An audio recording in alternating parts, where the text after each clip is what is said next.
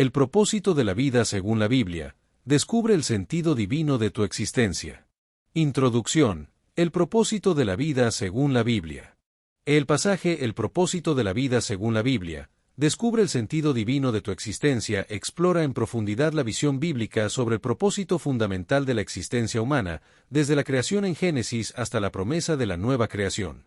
En la Biblia presenta una perspectiva única y trascendental sobre el propósito de la vida, mostrando que cada ser humano ha sido creado con una intención específica dentro del gran plan divino, y que este propósito está intrínsecamente ligado a la relación entre el Creador y sus criaturas. El concepto bíblico del propósito se manifiesta en aspectos concretos de nuestra vida cotidiana, incluyendo nuestra relación personal con Dios, nuestras relaciones con los demás, nuestro trabajo, nuestras decisiones, y en última instancia, nuestro destino eterno, como se expresa en Colosenses 1:16, donde el apóstol Pablo dice que todo fue creado por medio de Él y para Él. La creación del ser humano a imagen de Dios. En la creación del ser humano en Génesis establece las bases fundamentales para entender el propósito de la vida humana según la perspectiva bíblica, y se describe de una manera especial y única, con una deliberación particular, como se ve en Génesis 1:26, donde se dice hagamos al hombre a nuestra imagen, conforme a nuestra semejanza. A lo largo del estudio, se explora cómo el concepto del propósito se desarrolla a través de la narrativa bíblica, desde la creación en Génesis hasta la promesa de una nueva creación en Apocalipsis, y cómo, a pesar de la entrada del pecado en el mundo y sus devastadoras consecuencias, el propósito original de Dios para la humanidad permanece inmutable, aunque ahora se realiza a través del plan de redención centrado en Jesucristo. En la creación del ser humano, como se describe en Génesis 2:7, revela la dualidad de nuestra naturaleza, ya que somos formados del polvo de la tierra, pero también recibimos el aliento de vida de Dios, lo que nos otorga una dimensión espiritual única y establece que fuimos creados intencionalmente por Dios con un propósito deliberado. Del ser humano fue creado a imagen y semejanza de Dios, como se afirma en Génesis 1:26 y 27, lo que constituye uno de los fundamentos más profundos para entender nuestro propósito en la vida y nos confiere una dignidad y un valor incomparables, ya que la imagen de Dios en el ser humano se refiere a una correspondencia en atributos y capacidades espirituales, morales e intelectuales. En la imagen de Dios se manifiesta en nuestra capacidad para establecer relaciones, ya que Dios mismo existe en comunión eterna como soberano, y nos creó como seres relacionales, lo que explica por qué la soledad es tan dolorosa para los seres humanos y por qué las relaciones saludables son fundamentales para nuestro florecimiento. En la imagen divina también tiene una dimensión funcional, ya que en Génesis 1:28, Dios le otorga al ser humano el mandato de señorear sobre la creación, lo que significa que los seres humanos fueron creados para representar a Dios como sus administradores en la tierra, cuidando y desarrollando la creación con sabiduría y responsabilidad. Es importante destacar que la imagen divina fue conferida tanto al hombre como a la mujer, como se establece en Génesis 1:27, lo que establece la igualdad fundamental en dignidad y valor entre ambos sexos, aunque con diferencias complementarias en sus roles y expresiones, y que aunque la entrada del pecado en el mundo dañó esta imagen divina en el ser humano, no la destruyó por completo. El propósito original en el Jardín del Edén. El propósito original de la humanidad, tal como se describe en el Jardín del Edén, incluye múltiples dimensiones, como la comunión perfecta con Dios, el trabajo significativo, la importancia de la comunidad y las relaciones humanas, y la expansión de la presencia de la imagen de Dios por toda la creación. En la comunión con Dios es el aspecto vertical del propósito humano, y se refleja en la relación íntima y directa entre el Creador y sus criaturas, como se describe en Génesis 3:8, donde Dios paseaba en el huerto al aire del día. Del trabajo significativo forma parte del propósito original, como se indica en el mandato de labrar y guardar el jardín, y se considera una bendición y un medio para expresar la creatividad y el cuidado, según se menciona en Génesis 2:15. En la creación de Eva como ayuda idónea, Adán subraya la importancia de la comunidad y las relaciones humanas en el propósito humano, y se refleja en el comentario divino no es bueno que el hombre esté solo, como se menciona en Génesis 2:18 al 25. El mandato de fructificad y multiplicaos, llenad la tierra indica que el propósito humano incluía extender la presencia de la imagen de Dios por toda la creación, no solo a través de la procreación biológica, sino también mediante la expansión de la cultura que reflejara los valores del reino de Dios, como se menciona en Génesis 1:28. La caída y la distorsión del propósito. La caída de Adán y Eva en Génesis 3 introduce una fractura profunda en el plan original de Dios, con consecuencias de largo alcance para toda la humanidad y la creación, y se considera un punto de inflexión dramático en la historia bíblica y en el propósito humano. Y a pesar de la caída, los seres humanos continúan siendo hechos a la semejanza de Dios, como afirma Santiago 3, 9, y el propósito de la redención en Cristo es restaurar plenamente esta imagen divina en nosotros, transformándonos a la imagen del Hijo, como se menciona en Romanos 8, 29. Nos hiciste, Señor, para ti, y nuestro corazón está inquieto hasta que descanse en ti, lo que refleja la idea de que el propósito humano está profundamente relacionado con la búsqueda de la comunión con Dios y la realización de su plan para la humanidad. En la esencia de la tentación presentada por la serpiente en el relato bíblico fue cuestionar la palabra de Dios y sus intenciones, lo que llevó a nuestros primeros padres, Adán y Eva, a rechazar vivir dentro de los límites establecidos por Dios y a buscar autonomía moral. La consecuencia más inmediata de esta rebelión fue la ruptura de la comunión perfecta con Dios, lo que resultó en el miedo y la vergüenza reemplazando la intimidad, y se refleja en el intento de Adán y Eva de esconderse de la presencia divina, como se describe en Génesis 3, 8 y 10. Esta separación espiritual, que la Biblia llama muerte, según se menciona en Efesios 2, 1, obstaculizó el propósito primario de conocer y glorificar a Dios, y también dañó la armonía en las relaciones humanas, iniciando la desconfianza y el conflicto, como se ve en la culpabilización mutua entre Adán y Eva en Génesis 3, 12 y 13. Del trabajo, que originalmente era una expresión creativa y gozosa del propósito humano, se transformó en una labor ardua, como se describe en Génesis 3, 19, y la tierra comenzó a producir espinos y cardos en lugar de responder generosamente al cuidado humano, y además, la muerte física entró a la experiencia humana como consecuencia del pecado. A pesar de estas devastadoras consecuencias, es importante entender que la caída no eliminó completamente el propósito humano, sino que lo distorsionó y complicó su realización, y que el propósito original de Dios para la humanidad permanece, aunque ahora se desarrolla en un contexto de tensión y lucha contra las fuerzas del pecado. La promesa de redención y restauración del propósito. La promesa de redención después de la caída es un aspecto crucial del propósito humano, ya que Dios no abandona a la humanidad a su suerte, sino que inicia inmediatamente un plan de redención para restaurar a la humanidad a su propósito original, lo que se refleja en la respuesta divina que entreteje las primeras hebras de esperanza y redención en medio de las terribles consecuencias pronunciadas después de la caída. La primera promesa de redención se encuentra en Génesis 3, 15, donde Dios le habla a la serpiente y predice un conflicto continuo entre la descendencia de la serpiente y la descendencia de la mujer, que culminará con la victoria definitiva de esta última, lo que los teólogos cristianos consideran como la primera promesa de un Redentor que vencería definitivamente al mal, promesa que se cumpliría plenamente en Jesucristo.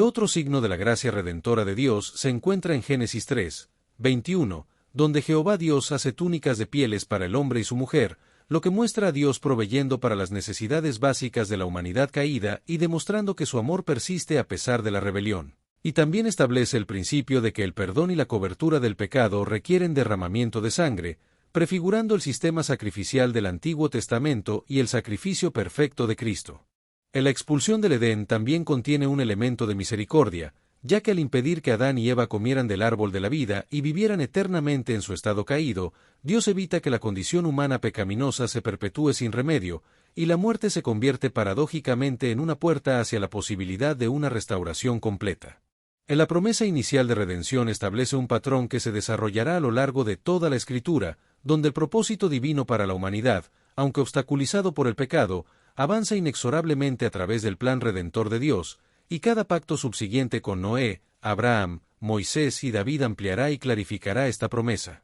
apuntando hacia la redención definitiva en Cristo. Abraham, el llamado a una relación de pacto. En la narrativa bíblica se enfoca en Abraham, quien representa una nueva estrategia divina para restaurar el propósito humano a través de una relación personal con individuos elegidos, comenzando una historia de redención que eventualmente alcanzaría a todas las naciones, y el llamado de Abraham, registrado en Génesis 12, 1 al 3, marca un punto de inflexión en la narrativa bíblica, donde Dios le promete a Abraham que hará de él una nación grande, lo bendecirá, engrandecerá su nombre y lo convertirá en una bendición. La relación de Dios con Abraham es un ejemplo fundamental del propósito humano según la Biblia, que se realiza a través de una relación personal con Dios basada en la fe, como se señala en Hebreos 11, 6, donde se establece que sin fe es imposible agradar a Dios. Del llamado divino a Abraham implica que Dios toma la iniciativa de establecer una relación con él, pidiéndole que abandone todo lo familiar y seguro para seguir su dirección hacia lo desconocido, y Abraham responde con obediencia radical, dejando su tierra natal y viviendo como peregrino. La promesa de bendición que Dios hace a Abraham es personal y también lo convierte en canal de bendición para todas las familias de la tierra, anticipando la obra redentora que se extendería a todas las naciones, como se establece en Génesis 15, 6, donde se lee que creyó a Jehová, y le fue contado por justicia.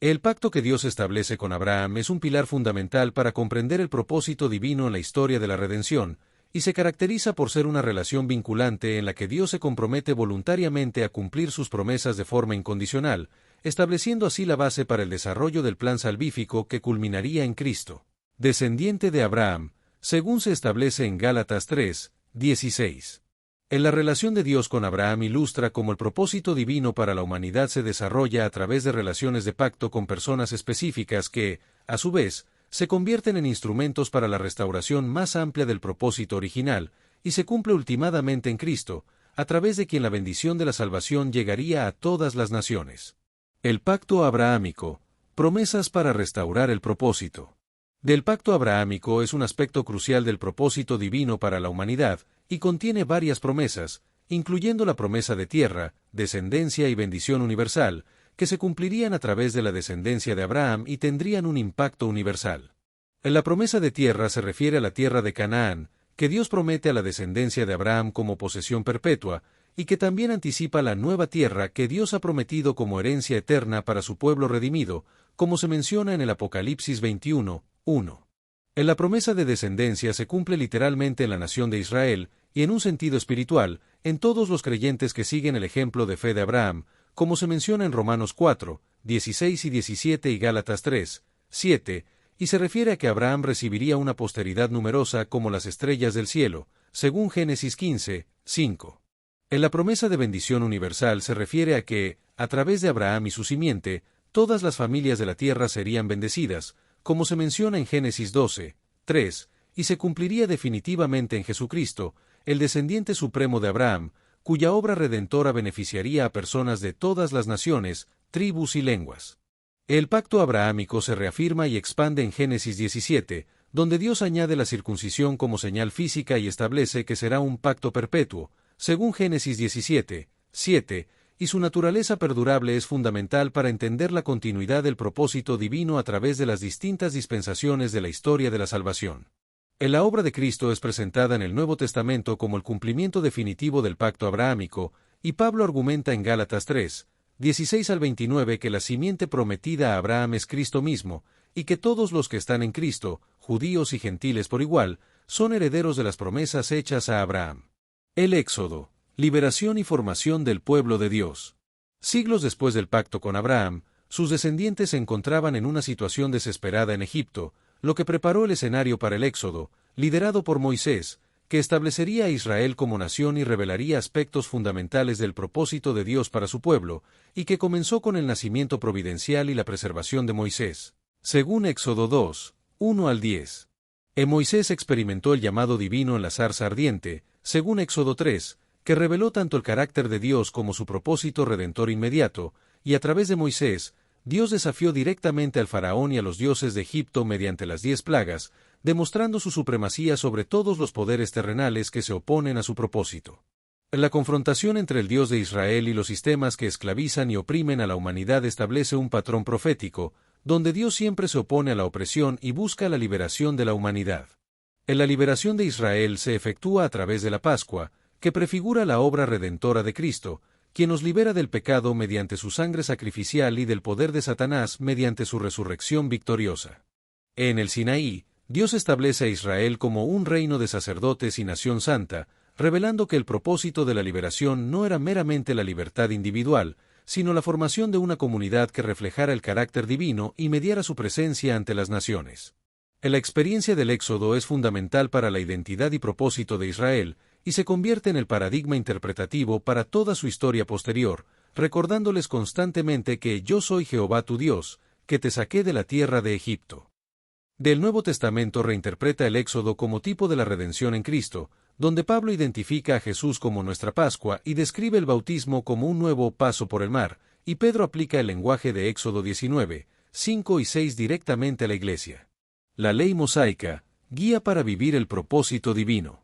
La ley entregada en el monte Sinaí es una guía integral para que Israel viviera de acuerdo con el propósito divino, y no fue dada como medio para ganar la salvación mediante el mérito humano, sino como una respuesta agradecida a la gracia ya recibida. La ley revela el carácter y la voluntad de Dios, y al observar sus mandamientos, Israel reflejaría el carácter de Dios ante las naciones, cumpliendo parte de su propósito como luz a los gentiles, y a través de sus preceptos, los israelitas podían conocer más profundamente a su Dios y alinear sus vidas con su voluntad. La ley establecida en la Biblia tenía una función protectora que protegía a Israel de prácticas destructivas comunes en las culturas circundantes, como el infanticidio ritual y la prostitución sagrada, y promovía estructuras sociales que protegían a los más vulnerables, como viudas, huérfanos, extranjeros y pobres. La ley también cumplía una función pedagógica, como un ayo que conduciría eventualmente a Cristo, al establecer un estándar perfecto de rectitud y hacer evidente la incapacidad humana para alcanzar la justicia por esfuerzo propio, preparando así el camino para la aceptación de la justicia por fe. La ley ilustraba principios como la sustitución y la expiación a través de su elaborado sistema sacrificial, que encontrarían su cumplimiento definitivo en el sacrificio de Cristo, y Jesús no vino a abolir la ley sino a cumplirla, viviendo en perfecta obediencia a sus preceptos y revelando su significado más profundo. Los 10 mandamientos, corazón de la ley y del propósito. Los 10 mandamientos son el núcleo moral de la ley, escritos por Dios mismo en tablas de piedra, y presentan una estructura dual que refleja las dos dimensiones esenciales del propósito humano, la relación con Dios y la relación con los demás seres humanos. En la dimensión vertical de los 10 mandamientos se refiere a la relación con Dios, y comprende los primeros 4 mandamientos, que definen cómo debe expresarse el amor a Dios, mientras que la dimensión horizontal se refiere a la relación con el prójimo y comprende los 6 últimos mandamientos, que concretan lo que significa amar al prójimo en la práctica cotidiana. La estructura dual de los 10 mandamientos refleja perfectamente el resumen que Jesús hizo de toda la ley, que es amar a Dios con todo el ser y amar al prójimo como a uno mismo, y los creyentes, aunque no están bajo la ley como sistema de justificación, están bajo la ley de Cristo, y siguen guiados por la esencia moral de la ley hacia una vida que refleje el propósito divino. El Decálogo es notable por su universalidad, ya que sus principios trascienden culturas y épocas, reflejando valores morales fundamentales reconocibles por la conciencia humana en general, como se menciona en Romanos 2, 14 y 15, y apuntan a su origen divino y a su función como expresión del orden moral objetivo que Dios ha inscrito en la creación. La progresión del Decálogo desde lo externo hacia lo interno es significativa, ya que comienza regulando acciones como adorar solo a Dios, no fabricar ídolos, no matar y no robar, pero culmina con el mandamiento que regula el deseo interno, no codiciarás, lo que anticipa la enseñanza de Jesús de que la verdadera moralidad no se limita a la conducta externa, sino que implica la purificación de los motivos y deseos del corazón, como se menciona en Mateo 5, 21 al 30. Para el cristiano, los 10 mandamientos no funcionan como medio de justificación, según Romanos 3, 20, pero siguen siendo una expresión válida de la voluntad de Dios que guía la vida santificada, quien dice que la ley es para los creyentes un espejo que refleja la imagen de Dios, a la cual deben conformarse cada vez más.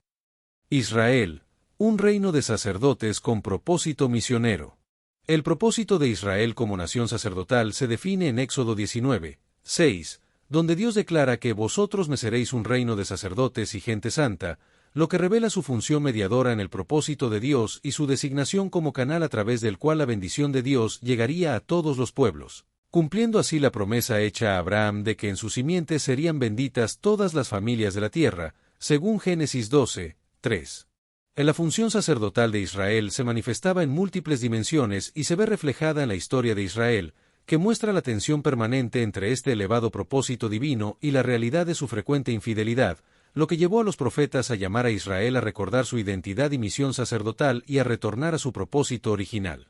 El Nuevo Testamento revela que el propósito sacerdotal de Israel encuentra su cumplimiento definitivo en 2 niveles. Primero en Cristo, el sumo sacerdote perfecto que media eficazmente entre Dios y la humanidad, según Hebreos 4, 14 al 16, y luego en la Iglesia, descrita por Pedro como real sacerdocio, nación santa, según 1 Pedro 2, 9. Que hereda y expande la misión sacerdotal de Israel de ser canal de la bendición divina para todas las naciones. A Israel se le confiaron las palabras de Dios y recibieron, preservaron y transmitieron las escrituras que revelaban el carácter de Dios y su voluntad para la humanidad, beneficiando así a todas las naciones. El pueblo de Israel servía como un modelo de adoración verdadera a través de su elaborado sistema sacrificial y el tabernáculo o templo, que proporcionaba un modelo visible de cómo la humanidad caída podía acercarse al Dios Santo y mantener comunión con Él. Al vivir según la Torá, Israel debía manifestar la sabiduría y justicia de Dios, atrayendo a las naciones y demostrando su sabiduría e inteligencia ante los ojos de los pueblos, como se menciona en Deuteronomio 4, 6. E Israel también serviría como el pueblo a través del cual vendría el Mesías, la simiente prometida que traería bendición universal mediante la reconciliación definitiva entre Dios y la humanidad. Los profetas, recordando el propósito y anunciando al Mesías. Los profetas, como Oseas, Amós y Miqueas, fueron enviados por Dios para recordar al pueblo su identidad y misión, denunciar las desviaciones del propósito divino y anunciar la futura restauración y consumación de ese propósito en el plan redentor de Dios. El mensaje de los profetas se centraba en temas fundamentales como el llamado a la fidelidad del pacto, la exigencia de justicia social y el anuncio del día de Jehová, que traería juicio para los impíos pero vindicación y restauración para el remanente fiel, como se menciona en Amós 5, 21,24. Los profetas utilizaban metáforas poderosas, como la del matrimonio, para ilustrar la relación entre Israel y Dios, y denunciaban la idolatría como una traición fundamental a esa relación, mientras que también insistían en la práctica de la justicia en las relaciones humanas. El propósito divino se mantiene vivo a través de los anuncios escatológicos y las promesas de un nuevo pacto, en el que Dios escribiría su ley en los corazones de su pueblo, transformándolos internamente para que puedan cumplir su propósito, como se menciona en Jeremías 31, 33. Los profetas como Jeremías, Ezequiel, Isaías y Daniel anunciaron el advenimiento del Mesías, quien sería la figura central a través de la cual Dios realizaría su propósito redentor, y describieron al Mesías como el siervo sufriente y el príncipe de paz que establecería un reino eterno de justicia. Salom, la visión de plenitud y armonía divina. El concepto de Salom en el Antiguo Testamento es fundamental para comprender el propósito divino, y se refiere a un estado de plenitud, integridad, bienestar y armonía en todas las dimensiones de la existencia, que es la condición original del Edén antes de la caída. El Salom incluye la dimensión personal, que se refiere al bienestar integral de la persona en todos los aspectos, físico, emocional, mental y espiritual, como se expresa en los Salmos, y la dimensión social, que se manifiesta en relaciones justas y armoniosas entre las personas y los grupos sociales. La ruptura del Salom por el pecado originó las diversas formas de alienación y conflicto que marcan la experiencia humana caída, pero los profetas anticiparon la restauración de todas las cosas según el propósito original de Dios a través de la intervención del Mesías y la misión global que Cristo encomendaría a su Iglesia. El concepto de Salom en la Biblia se refiere a una condición de armonía y paz que abarca no solo la relación entre las personas, sino también con el entorno natural y con Dios, como se menciona en Isaías 32, 17, donde se dice que el efecto de la justicia será paz. La dimensión creacional del Salom incluye la restauración de la armonía ecológica, como se describe en Isaías 11, 6, donde se menciona que morará el lobo con el cordero, y en Isaías 55, 12, donde se dice que los montes y los collados levantarán canción, y todos los árboles del campo darán palmadas de aplauso. En la bendición sacerdotal de número 6, 24 al 26 culmina con el don del Salom como la bendición suprema que Dios otorga a su pueblo, y se enfatiza que este Salom no es solo un estado subjetivo de tranquilidad, sino una condición objetiva de armonía con el orden divino de la creación. Los profetas anunciaron que el Mesías sería el príncipe de paz que establecería un reino de Salom sin fin, y esta expectativa se cumple en Jesús, quien reconcilia todas las cosas mediante la sangre de su cruz, restaurando potencialmente todas las dimensiones del Salom que fueron fracturadas por el pecado. Job, el misterio del sufrimiento y el propósito soberano. El libro de Job es una exploración profunda del problema del sufrimiento humano y su relación con el propósito divino, y presenta a Job como un hombre íntegro que pierde repentinamente sus posesiones, sus hijos y su salud, lo que lo lleva a cuestionar el propósito de su vida en medio del sufrimiento inexplicable. A través de la historia de Job, la Escritura aborda preguntas difíciles como ¿por qué sufre el justo? ¿Y cómo se relaciona el sufrimiento con el propósito de Dios? y Job rechaza la explicación simplista de que el sufrimiento es un castigo por el pecado, y en su lugar, mantiene su integridad mientras lucha con preguntas existenciales profundas sobre el propósito de su vida. El encuentro de Job con Dios es un momento clave en el libro, donde Dios responde a Job desde el torbellino, exponiendo su poder y sabiduría en la creación, e invitándolo a considerar una perspectiva más amplia que trasciende su experiencia individual. En la restauración final de Job, en la que Dios le devuelve el doble de lo que había perdido, le da nuevos hijos e hijas, y le concede una larga vida, sugiere que el sufrimiento no tiene la última palabra en la narrativa divina del propósito humano. El libro de Job enseña que el propósito de una vida no se mide solo por sus circunstancias externas, y que el sufrimiento puede tener un propósito purificador en la vida espiritual, revelando y refinando cualidades del carácter que permanecerían latentes en tiempos de prosperidad. En la respuesta divina a Job también sugiere que el propósito completo de la vida humana solo puede entenderse dentro del marco más amplio del propósito soberano de Dios para toda la creación, invitándonos a una confianza que va más allá del entendimiento racional. La literatura sapiencial, sabiduría para una vida con propósito. En la sabiduría de Salomón, expresada en los libros sapienciales del Antiguo Testamento, especialmente en el libro de Proverbios, establece que el temor de Jehová es el principio de la sabiduría, y que reconocer a Dios como creador y sustentador de todas las cosas es el fundamento de una vida con propósito. En la sabiduría salomónica se personifica como una mujer que llama a los simples a seguir su camino, un camino que no es una técnica para manipular la realidad, sino una forma de vida alineada con el orden moral inscrito por Dios en la creación, y que conduce a la prosperidad material, integridad, relaciones saludables y paz interior. En resumen, el propósito de la vida humana se encuentra en la relación con Dios, y se desarrolla a través de la confianza en su soberanía, la búsqueda de la sabiduría y la alineación con el orden moral divino, lo que conduce a una vida plena y con sentido, incluso en medio del sufrimiento y la adversidad. En la sabiduría salomónica destaca la importancia de la familia y las relaciones familiares como contexto primario para vivir y transmitir el propósito divino intergeneracionalmente, como se menciona en Proverbios 12, 4 y 15, 20, donde se enfatiza el valor de la mujer virtuosa y el hijo sabio. Del trabajo es presentado como una expresión digna del propósito humano cuando se realiza con integridad y diligencia, según se establece en Proverbios 14, 23 y 22, 29, que resaltan la importancia de la labor y la solicitud en el trabajo. En la búsqueda de propósito basada exclusivamente en realidades temporales, como la riqueza, el placer, los logros intelectuales y el poder, es considerada vanidad y aflicción de espíritu por el libro de Eclesiastés, que concluye que el propósito humano se encuentra en la relación trascendente con el Creador eterno. Del libro de Eclesiastés, atribuido tradicionalmente a Salomón, presenta una reflexión profunda sobre el sentido de la vida humana, caracterizando la aparente falta de sentido y permanencia en toda actividad y logro humano como vanidad de vanidades,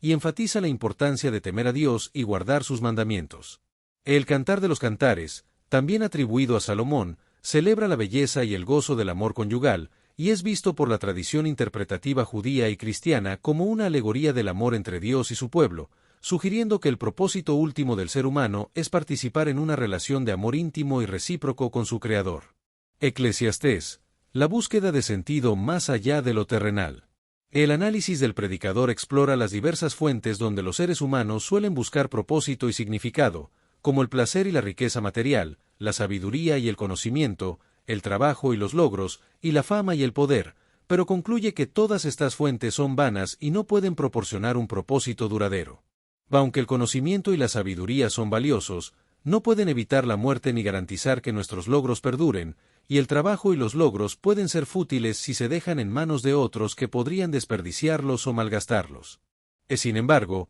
el libro de Eclesiastés no conduce a la desesperación, sino a una profunda reorientación del propósito humano, que se encuentra en vivir en relación con Dios y en obediencia a sus designios eternos, como se expresa en la conclusión del libro: teme a Dios, y guarda sus mandamientos, porque esto es el todo del hombre.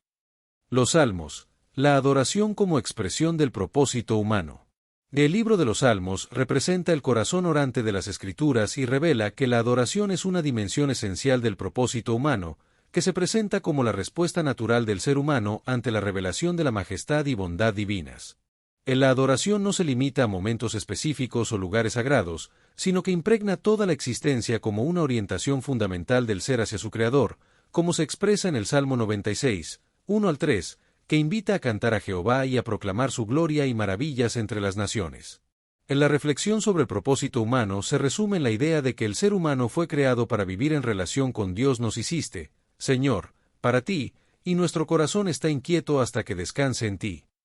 En la vida entera puede convertirse en un acto de adoración cuando se vive en reconocimiento de Dios como fuente de todo bien, como se declara en el Salmo 34, 1, donde el salmista dice que bendecirá a Jehová en todo tiempo y que su alabanza estará de continuo en su boca. En los salmos se enfatizan la centralidad de la palabra de Dios para discernir y vivir el propósito humano, como se ve en el Salmo 119, que es una meditación sobre la excelencia de la ley divina como guía para una vida con propósito, y se destaca que la instrucción divina no se presenta como una restricción opresiva, sino como una orientación liberadora. En los salmos también revelan que el propósito humano incluye una confiada esperanza en el futuro acto definitivo de Dios para establecer su reinado universal de justicia y paz, como se expresa en salmos como el 72 y el 96, y se afirma que Dios mostrará la senda de la vida y que en su presencia hay plenitud de gozo. En los salmos se pueden clasificar en diferentes categorías, como salmos de alabanza, que celebran la grandeza, poder y bondad de Dios, salmos de lamento, que expresan honestamente el dolor y la confusión, salmos de acción de gracias, que reconocen con agradecimiento las bendiciones y la liberación divina, y salmos de confianza, que expresan una seguridad inquebrantable en la protección y provisión divinas. Jesucristo, su propósito divino. La llegada de Jesucristo es el cumplimiento supremo del propósito divino anunciado desde el principio, y como declara Pablo, la personificación de Jesús ocurrió en el momento preciso determinado por el plan eterno de Dios, y Jesús tenía plena conciencia de su propósito único dentro del plan divino, como se ve en sus palabras en el Evangelio de Marcos y en el Evangelio de Juan, donde habla de haber sido enviado para una misión específica y se refiere al momento culminante de su misión como la hora. La vida y ministerio de Jesús muestran cómo es una vida humana vivida en perfecta alineación con el propósito divino, caracterizada por su obediencia perfecta al Padre, su compasión por los sufrientes y su confrontación con las fuerzas del mal. La cruz y resurrección de Jesús realizan la obra redentora que restaura la posibilidad de que los seres humanos cumplan su propósito original, inaugurando una nueva humanidad reconciliada con Dios y capacitada para vivir según su propósito. El Nuevo Testamento enfatiza que Jesús no solo vino a salvar a los individuos de sus pecados, sino a inaugurar el reino de Dios, la realidad donde el propósito divino se realiza plenamente, y sus milagros de sanación, liberación de demonios y resurrección de muertos eran señales de que este reino irrumpía ya en la historia humana.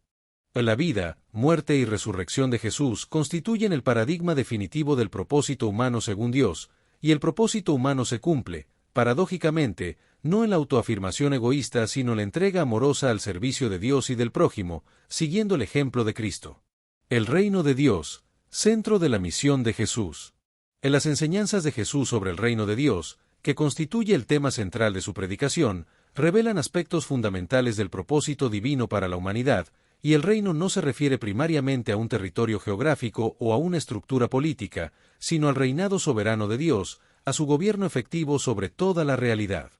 En la resurrección de Jesús garantiza que el propósito divino prevalecerá sobre todas las fuerzas que parecen negarlo, y en Cristo resucitado, vemos la primicia de la nueva humanidad que realizará plenamente el propósito original de Dios para su creación. Como expresa Pedro, Dios nos hizo renacer para una esperanza viva, por la resurrección de Jesucristo de los muertos, para una herencia incorruptible.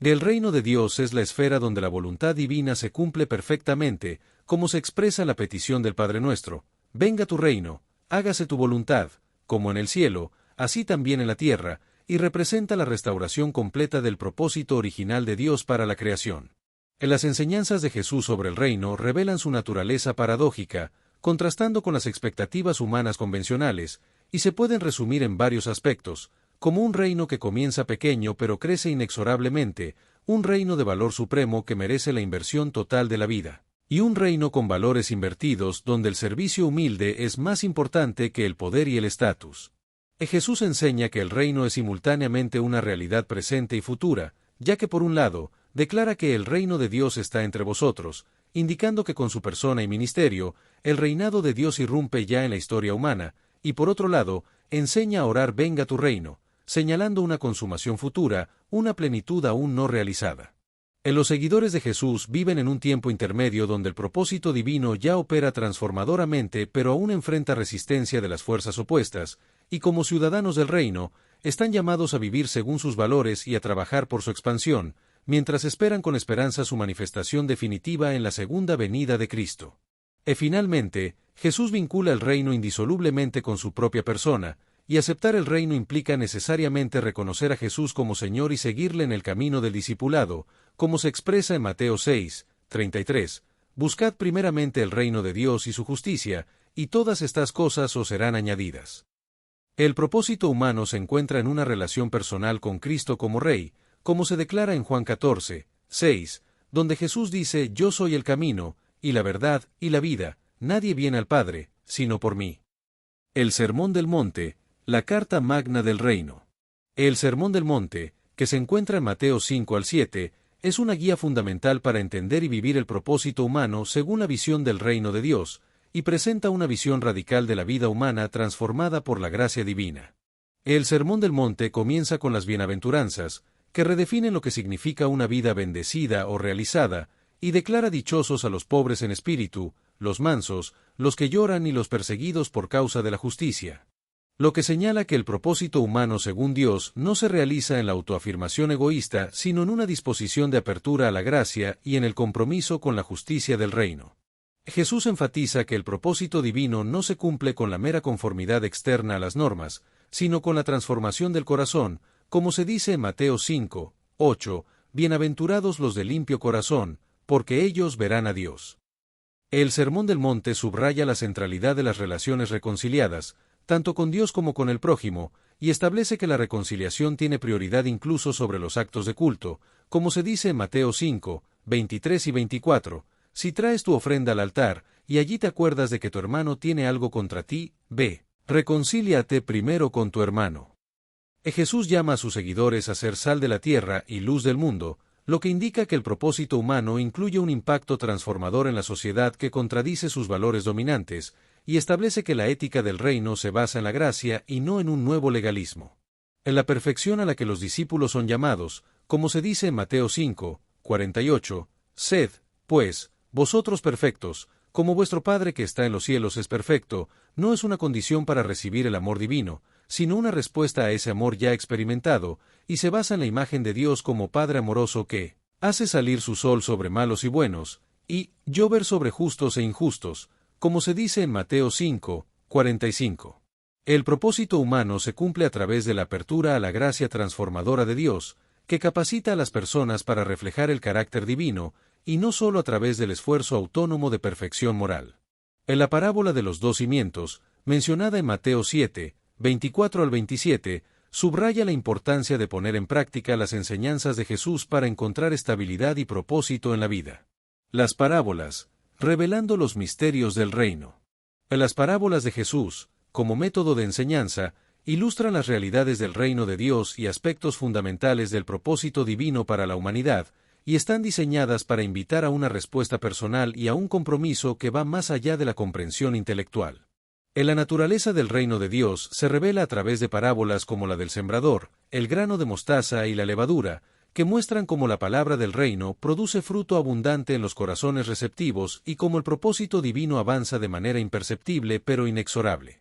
En las parábolas del tesoro escondido y la perla de gran precio enfatizan que descubrir y entrar en el reino merece el sacrificio de todo lo demás, y que el propósito humano se cumple en el reconocimiento del valor incomparable del reino y en la disposición a subordinar todas las demás prioridades a su búsqueda. En la misericordia es una característica definitoria del reino de Dios, como se ve en parábolas como la del hijo pródigo y la del siervo despiadado, y quienes han experimentado esta misericordia divina deben extenderla a otros, haciendo de la compasión un elemento esencial de una vida con propósito. Jesús enseñó que el propósito humano se cumple en la búsqueda del reino de Dios y en la disposición a perder la vida por causa de él, como se expresa en Mateo 16, 25, y que la verdadera vida se encuentra en la relación con Dios y en la obediencia a sus enseñanzas. Las parábolas de Jesús abordan la dimensión escatológica del reino, mostrando cómo el propósito divino culminará en un juicio final donde se manifestará plenamente lo que ahora permanece oculto, y enfatizan la necesidad de vigilancia y fidelidad ante la venida del reino en su plenitud.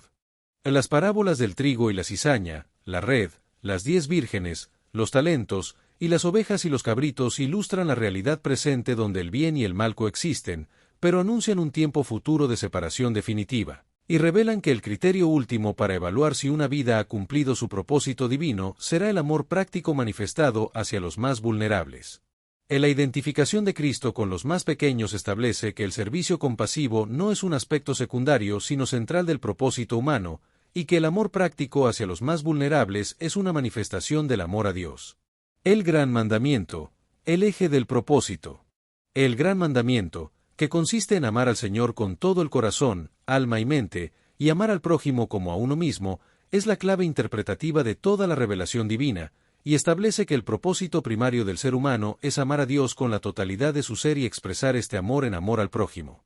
Amar a Dios con todo el ser implica una orientación completa de la persona hacia Dios como valor supremo y centro de la existencia, y debe implicar todas las dimensiones de la persona, incluyendo la voluntad, emociones, intelecto y acciones. El segundo mandamiento establece que el amor a Dios debe expresarse necesariamente en amor al prójimo, y que la medida de este amor debe ser genuino y práctico, no meramente sentimental o teórico, y que debe ser como a ti mismo, es decir, con la misma dedicación y cuidado que uno se da a sí mismo. En la parábola del buen samaritano, narrada por Jesús en Lucas 10, 25 al 37, amplía el concepto de prójimo para incluir a todos, incluso los extranjeros o enemigos, y establece un ejemplo supremo de amor y compasión.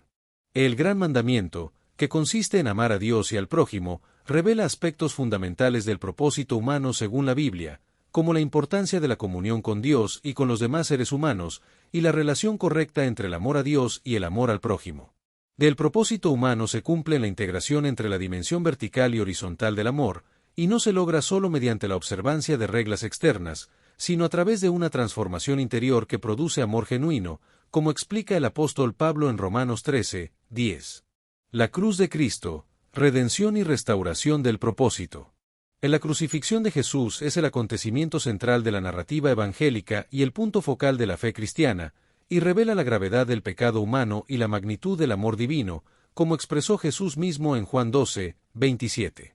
La cruz es presentada como el sacrificio definitivo que expía el pecado humano, y Jesús es considerado el Cordero de Dios, que quita el pecado del mundo, según Juan 1, 29, cumpliendo y superando todo el sistema sacrificial del Antiguo Testamento. El propósito divino para la humanidad se cumple en la restauración del propósito original desfigurado por el pecado, y se logra a través del amor y el sacrificio de Jesús, como expresa Pablo en Romanos 5, 8, Dios muestra su amor para con nosotros, en que siendo aún pecadores, Cristo murió por nosotros.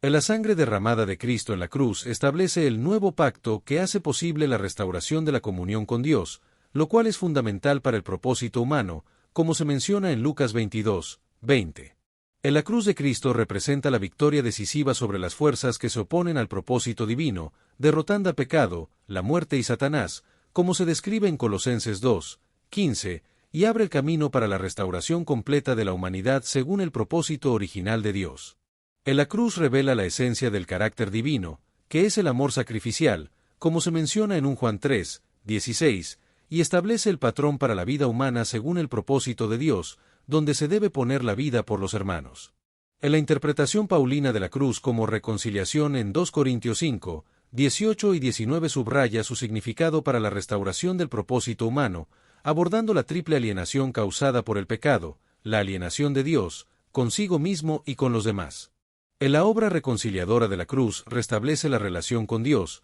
como se menciona en Romanos 5, 10, sana la división interior causada por la culpa y la vergüenza, como se describe en Romanos 5, 1, y derriba las barreras que dividen a los seres humanos entre sí, como se menciona en Efesios 2, 14 al 16. En la crucifixión también establece el paradigma para el discipulado cristiano, donde se debe negar al yo autónomo y participar en el patrón de amor sacrificial que Cristo manifestó, como se menciona en Lucas 9, 23 y Gálatas 2, 20. En la cruz redefine radicalmente conceptos como poder, sabiduría y éxito, revelando que lo que el mundo considera locura y debilidad es en realidad poder de Dios y sabiduría de Dios, como se describe en 1 Corintios 1, 18 al 25.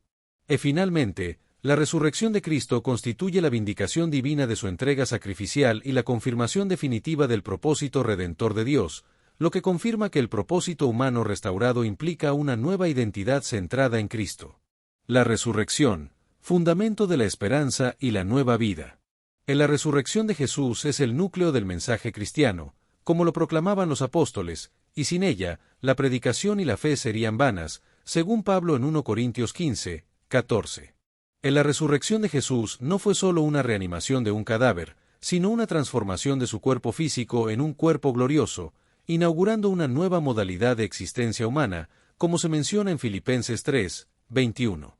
De este evento único en la historia valida retrospectivamente la misión de Jesús y proyecta luz hacia adelante sobre el destino final de la humanidad redimida y de toda la creación, confirmando que Jesús era el Hijo de Dios enviado para la salvación del mundo. En la resurrección demostró que el aparente fracaso de la cruz era en realidad la victoria decisiva en el plan redentor de Dios, y lo que parecía una derrota se reveló como el triunfo supremo sobre los poderes del mal que habían distorsionado el propósito divino para la humanidad.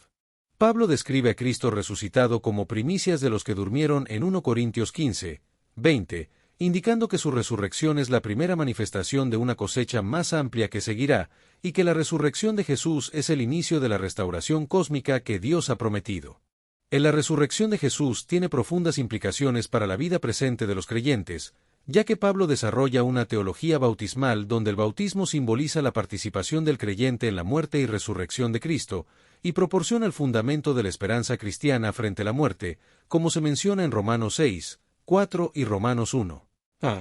La resurrección proporciona la garantía de que el propósito divino prevalecerá finalmente sobre todas las fuerzas que se le oponen, y que la muerte ha sido vencida, ofreciendo una transformación radical que restaura progresivamente al creyente a la imagen de Cristo, cumpliendo así el propósito original de la creación.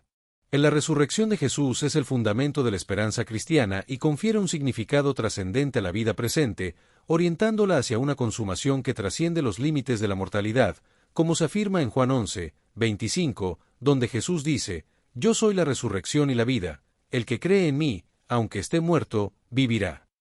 La Gran Comisión, el propósito misionero de la Iglesia. En la Gran Comisión, dada por Jesús resucitado a sus discípulos antes de su ascensión a los cielos, es un mandato que define la misión y propósito fundamental de los creyentes, y se encuentra registrada en Mateo 28, 18 al 20, donde Jesús dice: «Toda potestad me es dada en el cielo y en la tierra, por tanto, id, y haced discípulos a todas las naciones, bautizándolos en el nombre del Padre, y del Hijo, y del Espíritu Santo».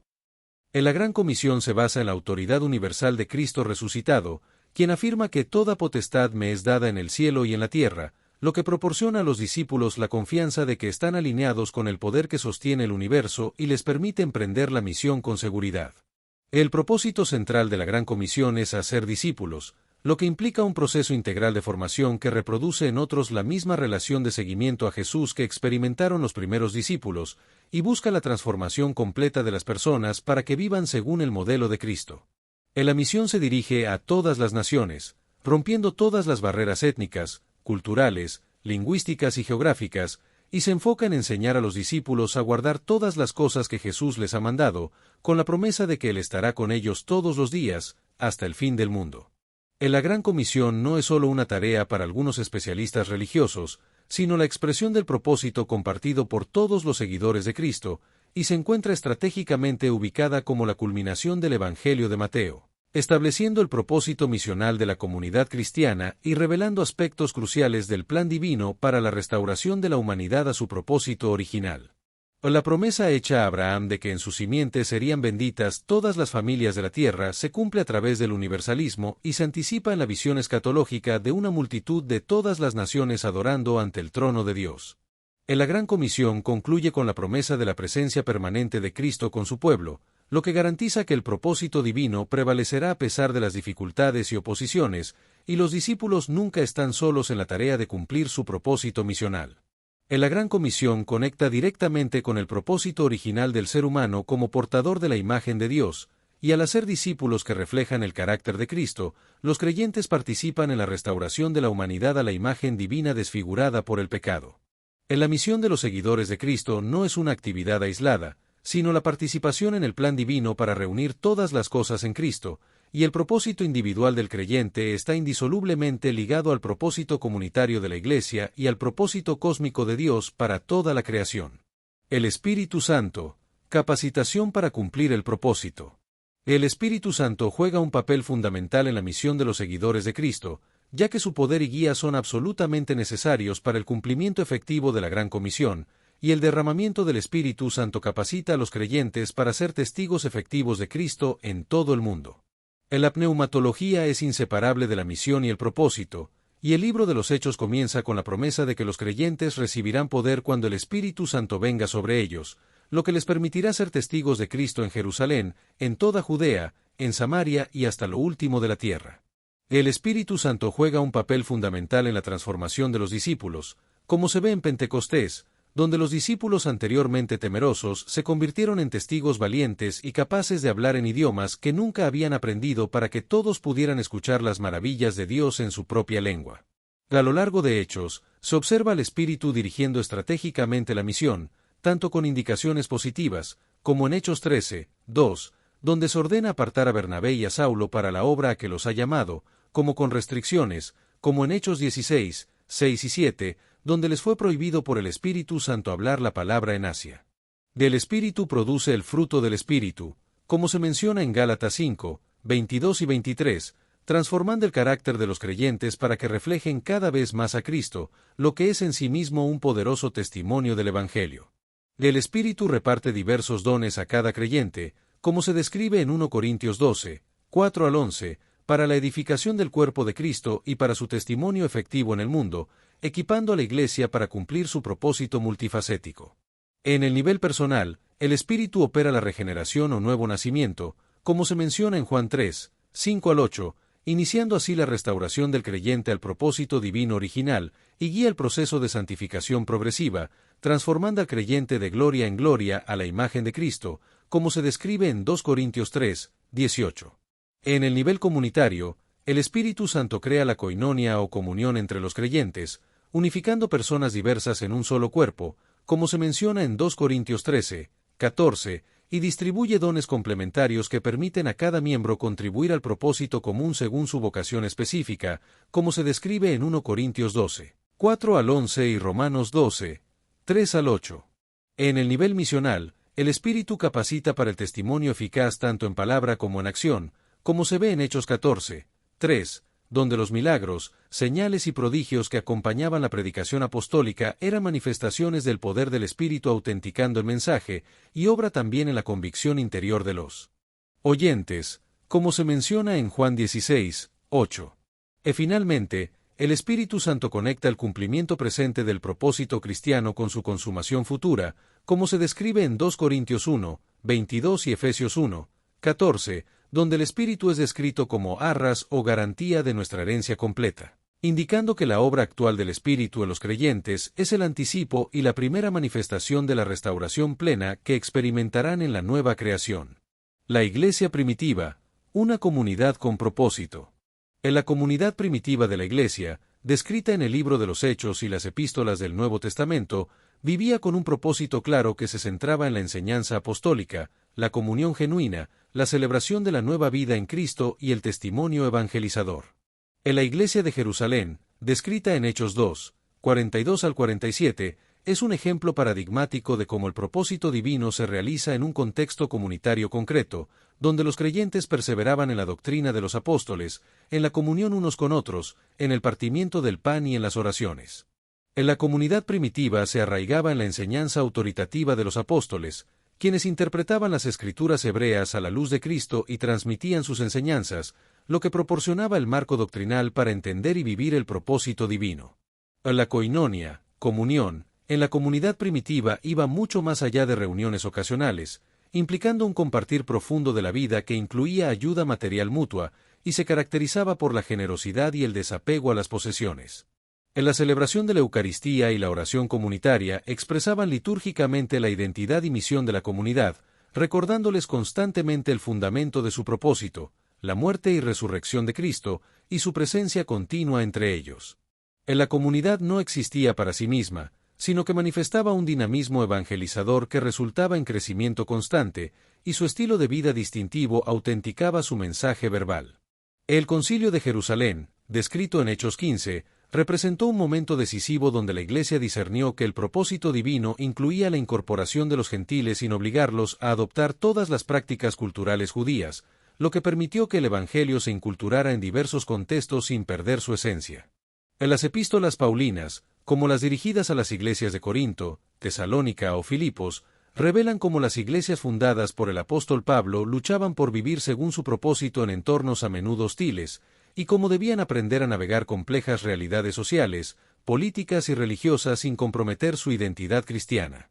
En la Biblia, específicamente en 1 Pedro 2, 9, destaca que los creyentes son un linaje escogido, real sacerdocio, nación santa, pueblo adquirido por Dios, con el propósito de anunciar las virtudes de Dios que los llamó de las tinieblas a su luz admirable. El apóstol Pablo enfatiza que las comunidades primitivas cristianas tenían un carácter contracultural, practicando una radical igualdad fundamentada en la nueva identidad en Cristo, como se menciona en Gálatas 3, 28, donde se establece que ya no hay distinciones entre judíos, griegos, esclavos, libres, varones o mujeres, porque todos son uno en Cristo Jesús. En la Iglesia primitiva demostró que el propósito divino para la humanidad se realiza principalmente a través de la vida compartida de una comunidad transformada por el Espíritu, que manifiesta colectivamente los valores del reino y extiende su influencia transformadora al mundo circundante. La perspectiva paulina, vivir en Cristo, para el propósito de Dios. En los escritos de Pablo sobre el propósito cristiano desarrollan la teología más sistemática del Nuevo Testamento sobre el propósito humano a la luz de la obra de Cristo,